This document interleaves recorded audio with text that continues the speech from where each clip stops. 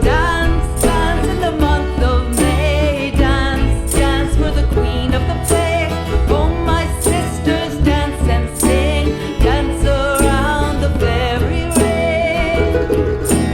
La la la la la la la la la la la la la la la la la la la la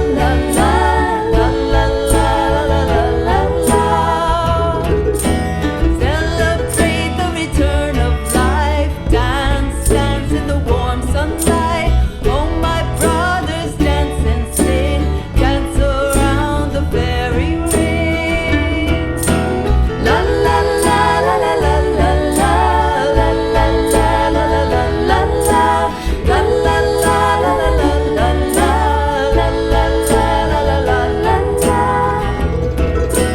Dance, dance when the moon is bright. Dance, dance in the pale starlight.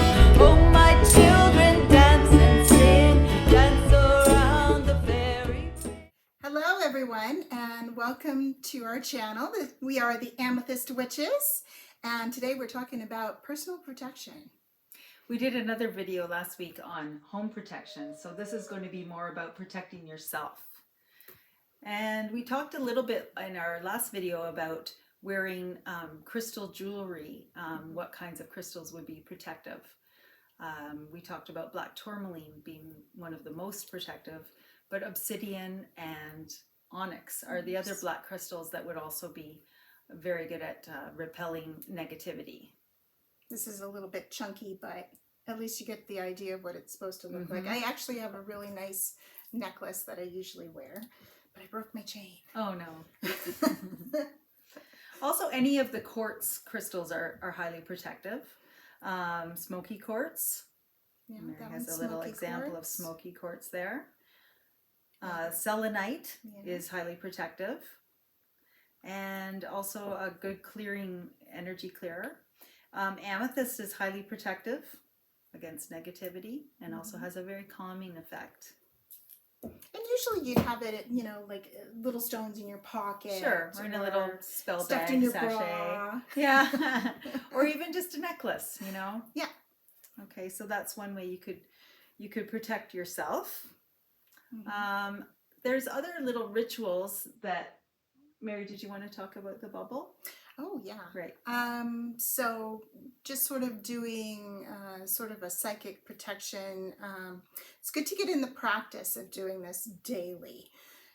You get into a very light meditation and you're going to imagine yourself in a bubble and surround yourself with like a silver light to a purple light, and just imagine that nobody can go into that bubble, and keep that around you all day, especially when you're going into, like, let's say a high stress type of work. I did a lot of retail in the past, and you kind of need to protect yourself when you're out in the public like that, because it can get to you, especially if you're an empath. As I was going to say, especially if you're an empath, which we both are. Yes. Yeah. Psychic shielding, psychic protection is very important in crowds, in large crowds, and dealing with the public for sure. We were talking about Matt Oren's book, The Psychic Witch, and he talks about the sevenfold protection. I was also involved with the Builders of the Adytum. It's a tarot, esoteric tarot study group, and I did that for many, many years. And it was a similar thing they had was the 7 directions protection. But basically how Matt describes it is that you envision yourself, again in meditation, and you envision a white or golden light above your head. And then you call down that white or golden light to surround you. And then you also envision that it's going all the way around you, sort of in an oval, all the way under your feet. And then you're calling up from below that light as well, so that the light from above is meeting the light below. And then you call the light, I don't know the exact order, so please forgive me if I'm incorrect, but we'll get all the 7 directions. You call it from above. You envision the light being in front of you, and you call it from, oh sorry, I already said above, so in front of you. you call that towards you, and then behind you, you call that towards you. Now you have a light oval going this way and then you call from your left side, from your right side. So we've got above, below, in front, behind, right, left, and then you call it all into the center within. Okay, That sounds so that's very the strong. seven directions. Yeah. And just fill yourself with that light from all those different angles. Yeah. Which is very similar to the lesser banishing ritual of the pentagram, Yes. in which you call in. You start with the Kabbalistic cross, bringing the light down from above, from Kether. You bring it down, and then you do from left to right, and then you call in the angelic presences with the earth banishing pentagram. And that gets stronger the more you work it. Yeah. So And same with the sevenfold blessing. Like the more you work any of these rituals, the stronger you're going to be able to visualize the pentagrams. I know when I'm drawing the pentagrams in the LBRP, when I first did it, I didn't see anything in my mind's eye. But the more I did it, then when I was drawing the pentagrams, I was seeing them as like a blue flame. Yeah. You know? And really, yeah, it can be quite strong. Well, I probably mentioned this to you, but when we were doing that daily for a long time, I actually did it in my dream as well. Nice. Sort of like this. Yeah, I've done that too. This Where I've bad entity in my dream, and then I drew the banishing pentagram at it and shot it at it. And nice. I love that. Disappeared. So I guess that's why you want to do that, because you can fight off things in the astral, right? Well, yeah, and it's a good thing to do, is to work with the astral and work with, visualization, to protect yourself on that realm too, because that is actually the realm you want to be the most protected. Yes. Because that's where a lot of things can get in. Yeah. Right? Yeah. When we're dreaming, when we're sleeping, when we're vulnerable, that's when we might need, protection the most. We wanted to talk a bit about protective herbs as well. I'm going to just rhyme off a list of protective herbs, okay? And a lot of these herbs, which we're going to find, are just things that you might have in your spice drawer, right? Your spice rack. Basil, also known as Tulsi, is a very protective ward that you can also use for prosperity. Bay leaf is burned to clear the space, or in spell work, you can write your intention on the bay leaf and then burn it. Yes. And burn up pretty nice, don't they? And if you're a baby witch, that's the most easiest thing to do is a banishing with bay leaf. With the bay leaf. Yeah. Just make sure you're using a fire safe container, because those things burn quick. Yeah. Cloves remove negativity. Most of these ones remove negativity, of course, the protective herbs, but if there's anything extra, I will add that.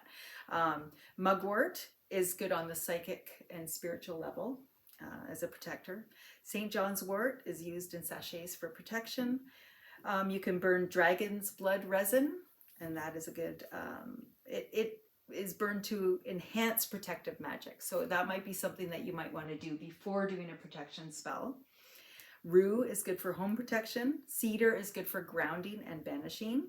Hyssop is protection as well. Lavender promotes peace and tranquility.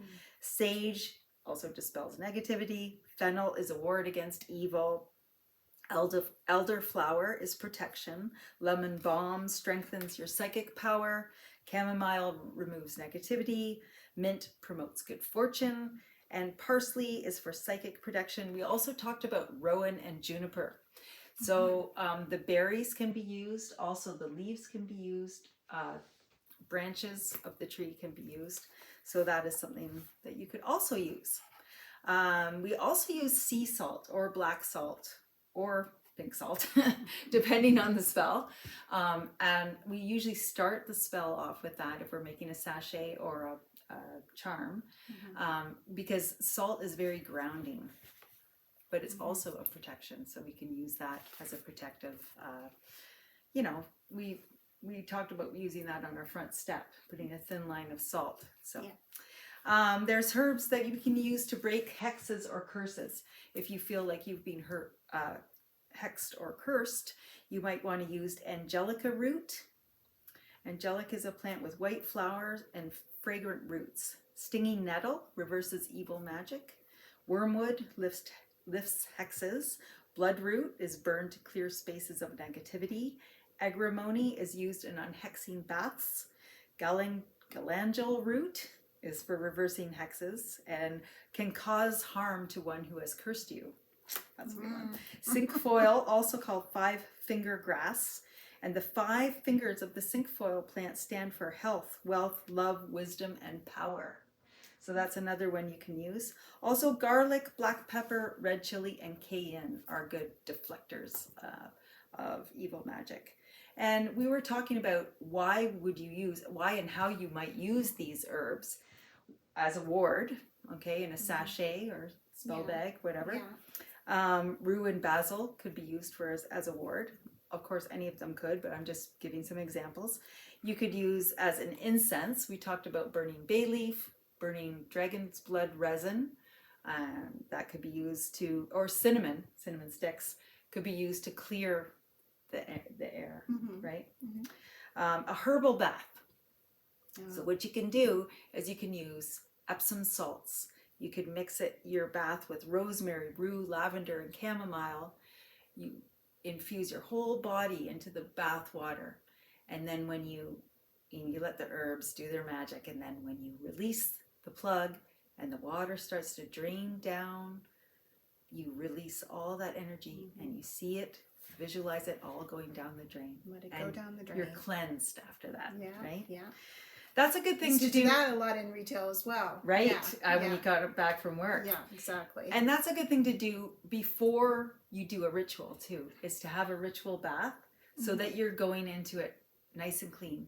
Another thing I would like to do before a ritual is to really watch what I ate, like making sure that I'm, having a vegetarian meal, drinking lots of water, and just that you're going into it cleansed, right? And food is very grounding also. In sachets and charms, you might want to use stinging nettle. You might want to use chamomile. Those are 2 examples you could use. You can also infuse herbs, fresh or dried, into a carrier oil, such as olive oil or some other oils. Almond oil. Vegetable oil. Yeah. And you can use any oil. or any kind of You oil, can. right? Yeah, a lot of people will use olive oil as a carrier. Yeah. But there's other carriers. You can use grapeseed oil, whatnot. And you could infuse, or you can use hot steaming water onto the fresh herb and make an infusion that way for a room spray. Oh, yeah. Right? Yeah. Or for a body spray. Add a little bit of like alcohol and vinegar, and then you've got like a nice little spray. Yeah, that you can use for, spraying the room. Awesome. Kind of thing. That's a great idea. Okay, so that was just some ideas on how that you could use the herbs for self-protection. You can put it in your car or wear it in your person, like in your jacket, maybe with some herbs and some crystals, and just have that with you all the time. Nice little protection. Another thing that I used to do a lot was visualize like an archangel watching over me. If I were going in some place where I was worried about, I don't know, the energy of the crowd, like say you're going into a psychic fair, for instance, right? You've got all these people that are sort of reading energy around you at psychic fairs, and you just want to envision like an archangel behind you, and maybe do your LBRP, but then keep like the Archangel Michael behind you as you're going into this crowd. That reminds me of when I went into surgery. And I did an angelic working with the angel Raphael, angel of the east, of air. And that angel is said to be presiding over medical things, all things medical. Okay. Right? And I had that really strong feeling like Archangel Raphael is with me through this. And it was a successful surgery, so it all went well. Nice. Yeah. We also talked a little bit in our home protection. We talked a little bit about it, and then we forgot to go on and say why. But so we're going to say it now. And that is talking about our pets, our cats and dogs. And even sometimes birds. Some people have birds for pets. Some people have ferrets for pets. But anyways, your pets. Now, animals can see spirits, and they can see things on the astral that we cannot see. So when your cat, like I'm going to use cat for an example first. When my cat comes at night and wants to sleep right on my chest, right? I feel like I'm being protected by my cat, you know, and I just have such a strong feeling about that.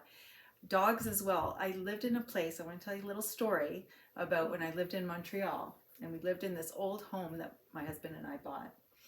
And we always felt like there was a presence in that house. We always had this very strong feeling that there was a presence. Now, one night, the dog, this was my dog Pete. I had a dog named Pete at the time. And he started barking. We were in bed and we heard him barking, and we were like, what's he barking about? So we went down, we looked around, nobody in the house, nothing going. And so we thought, oh, that's weird. And we went back to bed, and then again, we heard him, this time we heard him growling, and we thought, oh, what's going on? And then both my husband and I, hairs on the back of our necks just stood right up. We heard an old woman's voice talking to the dog, saying, that's enough out of you, you be quiet, and all this stuff. And we were so freaked out. Oh my goodness. This is really scary. This is a scary story. So anyway, my husband came down and looked around. Of course, there was nobody there. Well, then we ended up talking to the neighbors. We found out that there was a lady that used to live in that house who died of cancer, and her name was Millie, and it was her house, and her spirit was still there. Yeah. And the dog could see it. Yeah. And the dog knew about it and was trying to protect us. Yeah. Because the dog didn't know what was the spirit doing here in the house, right? At night. Yeah. So that's just a neat little story about how pets can protect us. Yeah, and often I'll see my dog at the foot of the bed, you know, looking at the room or looking at a corner of the room, right? And you just know something's there because they're like just transfixed on that corner, or maybe they'll bark or growl or, but usually just watching. And I'm like looking like, what's there? Exactly. Well, you know what? This might be this might be a topic for a future video.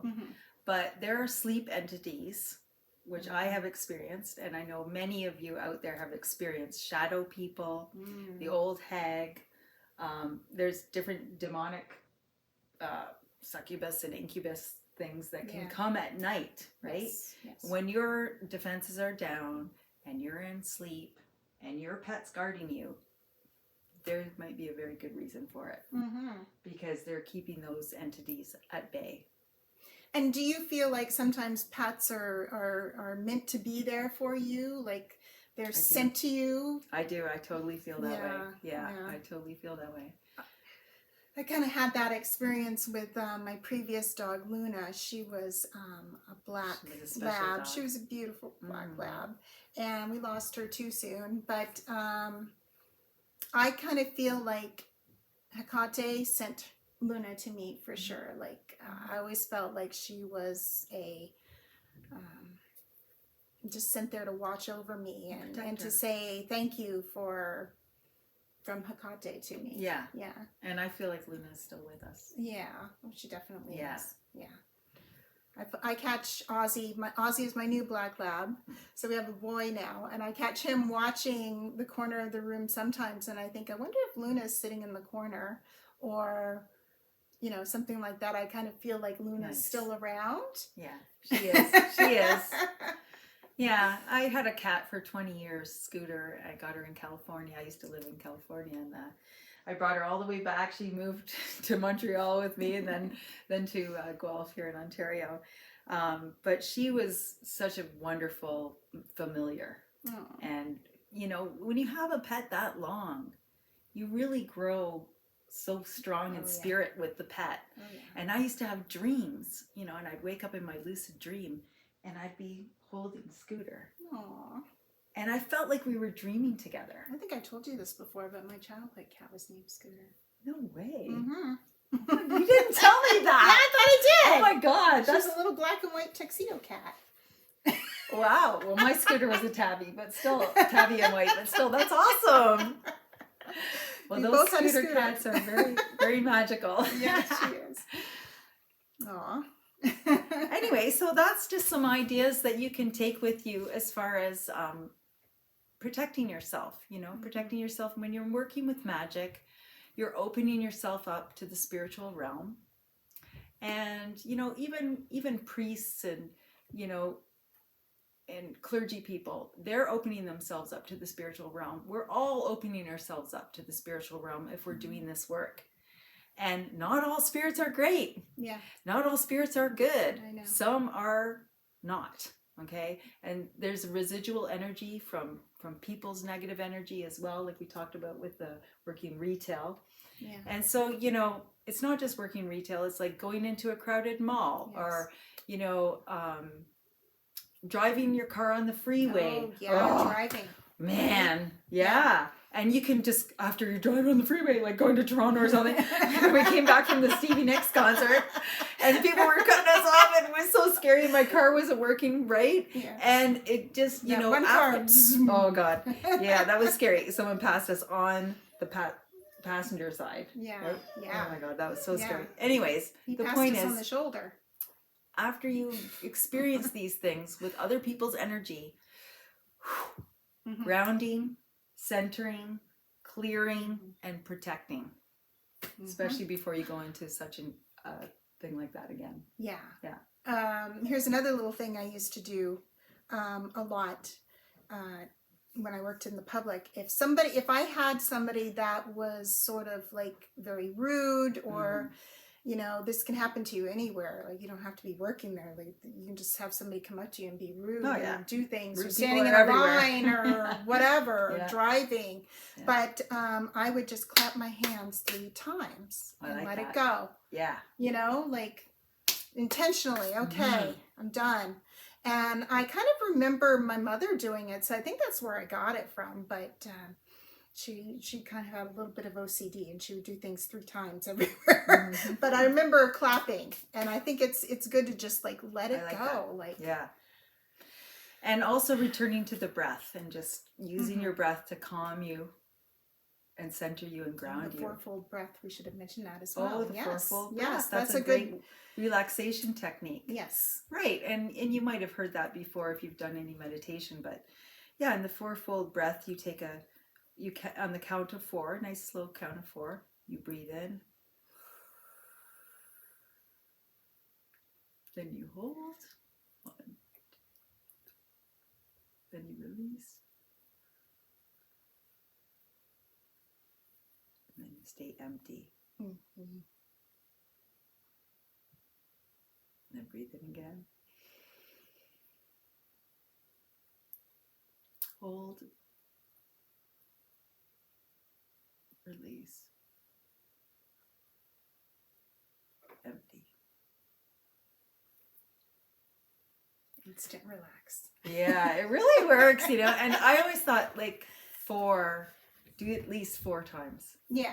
4 and 4, right? Yeah, and then after that, if you're doing a meditation or something, you can just breathe normally. You don't, you can just focus on your normal relaxed breathing. You don't have to keep on doing the fourfold breath. But it is a good way to calm and center and ground yourself. Another grounding technique, which I've read about and seen many people talk about, is when you go and you do earthing, where you have your bare feet. This is great for the summertime. I love to do that. Yeah. And you envision yourself as a tree, sending your roots down into the ground, right? Yeah. And then you can also, if you're in the mood, like, you can also say, if you're a tree, you can reach up, and then you've got the power of the sky. Yeah. But you're rooted in the earth, and that's a really good thing to do. When I used to mountain bike a lot, that's part of what I would do, is just constantly be, thinking of grounding, and even we'd stop for little breaks, and I'd be like hugging a tree. Oh yeah, tree hugger. I'm just gonna release all the negativity into you and leave it to good. you. Yeah, right. Yeah, and you can pull nice energy from the trees, especially when you're out on a nice trail. For sure. And the trees are all connected. That's what I find amazing when you go out into like a trail that has lots of trees.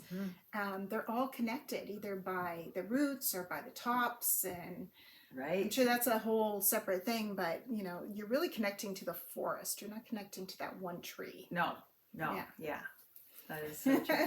And one more thing I wanted to say was about objects. Like, suppose you get a crystal off Marketplace or something like that, and you want to cleanse it.